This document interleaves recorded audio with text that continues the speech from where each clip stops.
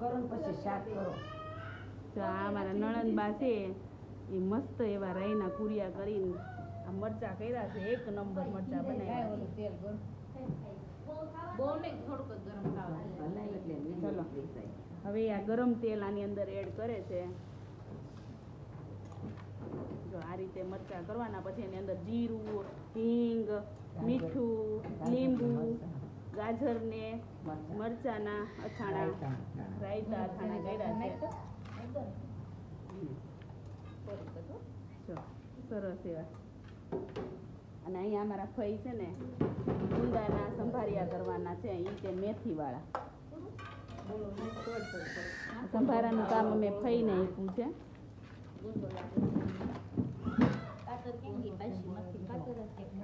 ગુંદુ તો ફોડો એકાદું. હાથેથી ફોડો એકાદું.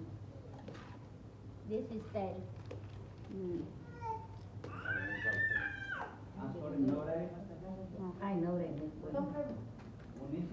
ચલો હવે અમારે રાયતાનું ઘૂંટણ કરવાનું છે. એટલે સંભારા બનાવવાનું છે. આપણે સીપડા લાવ્યા છે માર્કેટમાંથી મસ્ત એવા. કડવા નથી ને મમ્મી? અમે સાખીને સુધારી છે. હું મોટા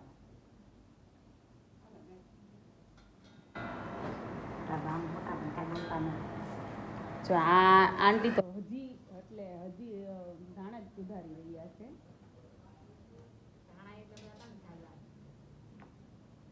ચલો અને અહીંયા અમારા દેરાણી બેન ગરમર લાવ્યા છે.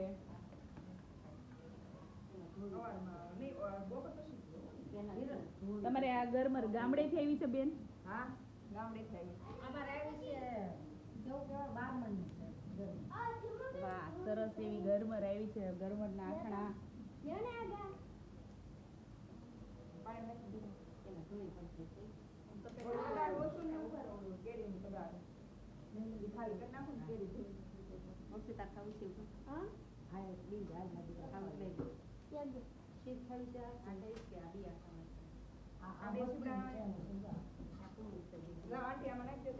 અહીંયા હવે સંભારાની તૈયારી કરી રહ્યા છે. કેરીનું આથણું પણ બનશે થોડાક સમય પછી. અને પછી સીબડાનું આથણું અને આ ગરમરનું આથણું. અને આ અમારા આંટી છે એ ચટણી બનાવવાના છે લસણવાળી. એમાં ધાણા એડ કરવાના છે. સ્વાદ અનુસાર થોડુંક નમક નાખી દેવાનું છે મસાલામાં. મમ્મી ખારું શું થયું?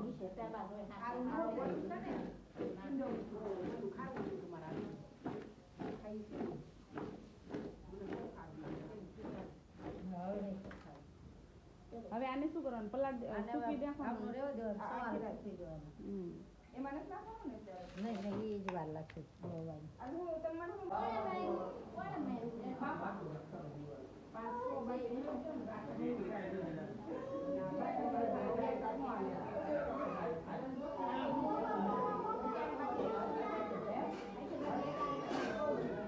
કઈ બાટલી મગાવું બોલ.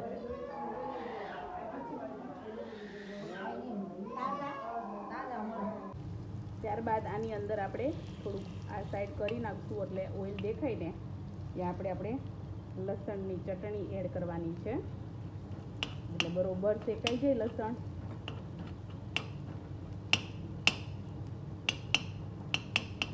ત્યારબાદ આપણે મિક્સ કરવાનું છે. એટલે આ લસણ બધું આ ગુંદાની અંદર એડ થઈ જશે.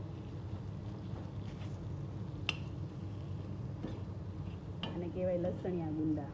જોકે મને તો રોટલા અને ચોળીને ખાવાની રીંગણા બટેકાનું શાક, રોટલો અને આ લસણિયા ગુંદા મજા જ આવી જાય. થોડુંક મિક્સ કરશું ને એટલે ઓટોમેટિક બધા સ્પ્રેડ થઈ જશે એની અંદર.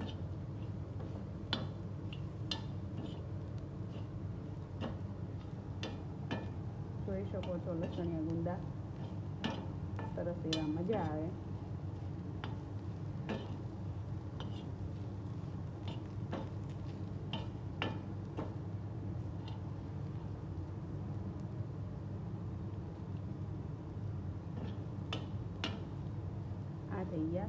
રેડી. જો આ શીવડા એક દી પલાળી દીધા, મીઠાવાળા કરી દીધા. એક દી તપેલામાં રહેવા દીધા, પછી આ 2 દિવસ સુકાવા દીધા. હવે હાવ કોરા થઈ ગયા છે. આ પાણી ન નીકળે ને ત્યાં સુધી કોરા થવા દેવાના.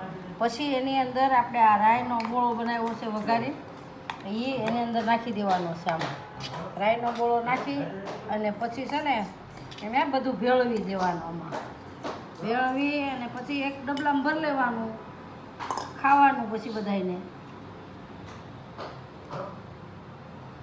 રાઈનો ગોળો તો મેં રેસીપી આપી જ છે બધાને.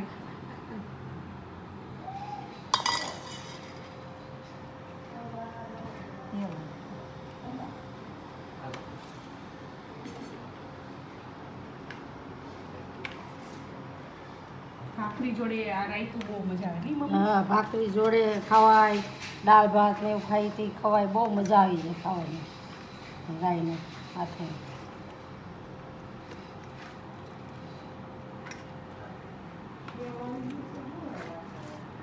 હા, એ તેલ મૂક્યું છે ને તે.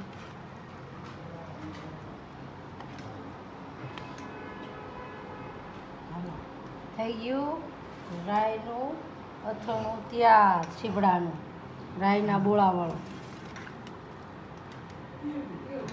મમ્મી હવે તમે ડબ્બામાં ભરશો ને? હા, હવે ડબ્બો આપણે તૈયાર કરી પછી ડબ્બામાં ભરી લેવું, સાફ કરી. એની અંદર જો ઉભા રહે, બોલો મીઠું પહેલેથી. કહેજે, મીઠું અને હળદર 1 ચમચી નાખ્યું છે. હવે આમાં લીંબુ નીસવવાના છે. લીંબુ નીસવી અને આને 3-4 કલાક પડી રહેવા દેવાનું, પછી સૂકવી નાખવાનું. આને બધું સુકાઈ જાય ને પાણી આમાંથી, એટલે આમાં પછી મેથીનો બોળો ને ઈ વઘારી પછી વઘારીને આમાં નાખવાનું હોય.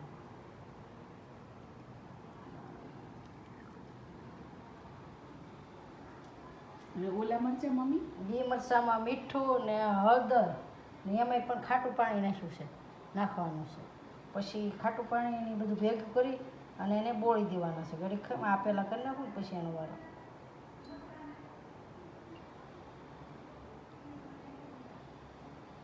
આ તો ત્યારે જ ખવાય ને મમ્મી?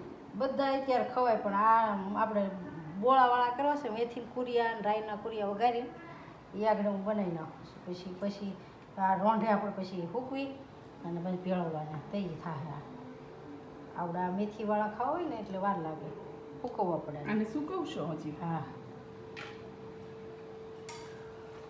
રગદોળી અને પડ્યા રહેવા દેવાના છે. 2-3 કલાક પડ્યા રહી ને એટલે ખાટા મીઠા મસ્તીના થઈ જાય. લીંબુ નીસવા હોય કે નહીં આપણે મારી પાસે? પછી આને મેથી રાઈનો ગોળો ચડાવવાનો, સરસ મજાના થાય, બહુ મસ્તીના લાગે.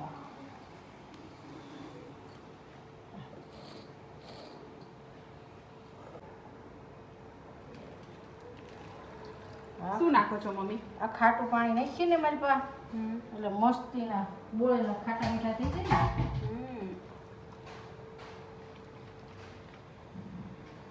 આ શેનું પાણી ખાટું? આ આપણે કેરી બોળી હોય ને એનું ખાટું પાણી હોય એ નાખાય એટલે બહુ સરસ થાય. હારા.